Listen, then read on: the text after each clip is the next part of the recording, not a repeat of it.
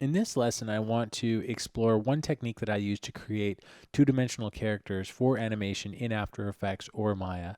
This lesson will really look at a character from the side, a profile view, to create a walk cycle of a quadruped, sort of a humanoid quadruped. And I've started by creating a canvas that's about 1,000 by 1,000, and I've zoomed way out away from it and really made my brush quite huge. I'm using a really, really simple brush that has some transfer sensitivity as well as some size dynamics. And I'm just sketching in some really rough shapes in black, trying to get a sense of what this character might look like from the side. And I already have a pretty good idea of where I'm going with this, which is why I really don't do that many thumbnails. And so it's fairly quick, and you might notice my brush is getting fatter and fatter. And the fatter the brush is, the less caught up in the details I get, and the quicker I can move. But there are some really, really, really good tutorial videos online about how to create great thumbnails for production and character design. And I'd really encourage you to check these out because this by no means covers that topic. And I'm not really that good at it. It's a technique I try to use and I'm still learning. And it's very, very effective. So in here, all I've done is I've zoomed in on my thumbnail and enlarged the image. And I'm just going through and drawing in the basic musculature of the character. I've got sort of a rough idea of where it's all going. I'm sort of thinking of a dog body mixed with a human on the arms and a large sagging breast for the stomach, with a dog pelvis and sort of human slash dog like legs. It's sort of a merge between the two. I don't have any specific reference up at this point yet. I do have, I think I might have a dog image off to the side just because I don't know dog anatomy that well. But as for the human stuff, I'm not going into that level of detail yet. I don't want to get hung up on anything. I want to just try to move as quickly as I can. And in the face, I spend a little more time. This is where I'm zooming in and trying to get to know the character a little bit better. And I really relate to faces. I feel like now that we've covered the basic mass of the character and I have a sense of his size, I just want to start working with his head and just getting a sense of who he is, how does he feel, and I'm trying to portray a character that's old and burdened by their own body and their own size and what's going on with them.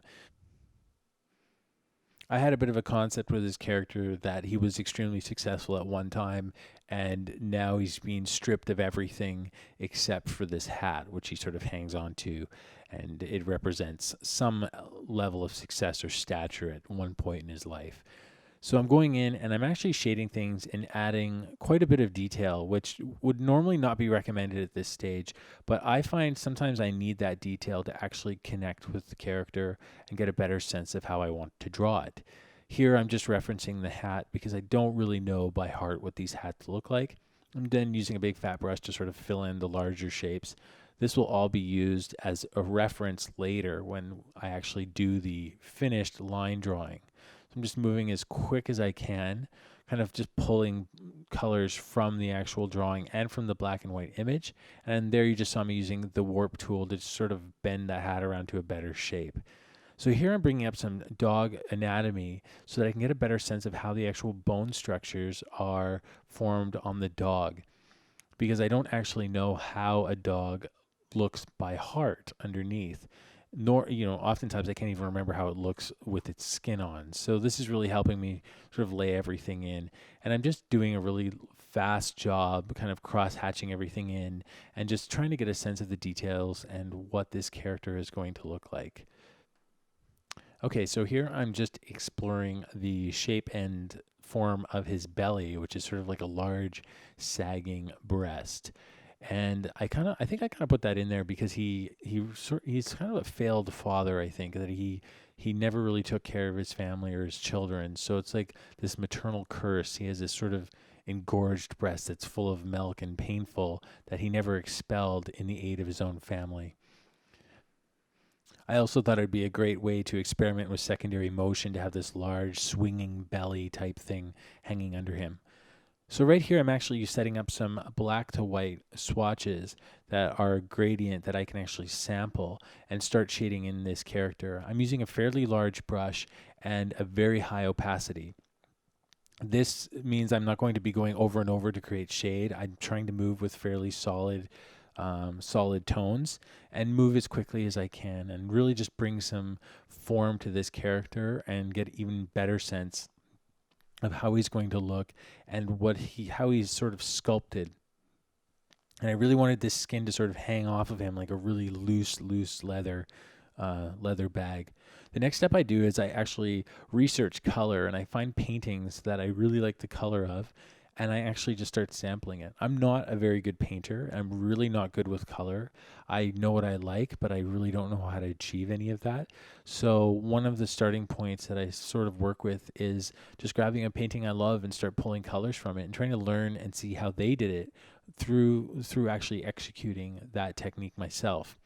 And I started with a green base on this character because sometimes I've read that starting with green can be a great flesh tone to begin with. Now, I don't know if it always works, but I like what remains of it when it leaves behind a little bit of transparency and there's some green coming through. And here I'm just sampling all the different little pinks and oranges and everything from the actual dress and the woman's face, even though it's quite blurred out. And the reason I blur it out is so that I don't get caught up in the details, and I'm really just looking at general colors as blobs. I don't want to get too into the nitpicky things of whether I'm selecting eye colors or whatever else. And here I'm just going to create a really quick background using a massive fuzzy blurry brush. And this is again to see how the character might sit on the background that's colored. And I think I want to move with this palette. I'm not for sure. I can always change this later, but it gives me an opportunity to see how the character might fit into its environment. And I'm just continuing to refine and adjust as I go. And again, I'm using a fairly high opacity, but I drop the opacity and raise it as I go the whole time. I'm constantly changing the brush size and changing the opacity and refining the painting. And now I'm actually just sampling colors directly from the character's body. And I'm creating new layers. I create a lot of new layers. I'm always adding layers as I work, especially if I feel like I'm making some good progress or I've done something well. I try to add a new layer so that I don't destroy that. So I can often end up with tens and tens upon tens of layers, even hundreds sometimes, depending on the actual painting. So here I've actually decided I don't really like the way the arms and legs are working. I want something a little bit skinnier, and I decided I wanted something like a boot on the end of the foot. So I experimented with a couple of drawings. I looked at some reference pictures and sort of felt that I wanted a greater frailty to the legs so that the weight of the upper body just seemed heavier. So what I did is here I'm just grouping everything together and making a duplicate of the actual finished painting, flattening it out, grouping it together, and then now I'm just drawing on top to get those shoes in there. Now this can all change later, and it likely will when I actually do the final painting. I'll probably modify a lot of things, but this is really just to get the main structure. And there you can see I've just thinned the legs out.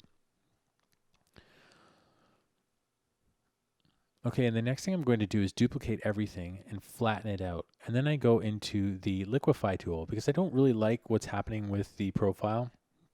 The feet seem too large, too spaced apart. The head seems too big, so I shrunk it down a little bit and I changed the angle of the spine and I brought the neck down so it sags more like a camel's neck, and sort of adjusted it there, and you can see it went in. And I'm also just cleaning up around the edges really quick because when I flattened everything, all the layers that I used that were actually overlay layers actually came through as opaque. So then you saw that it left this residue behind, which doesn't really matter at this stage. Okay, so here's the finished character.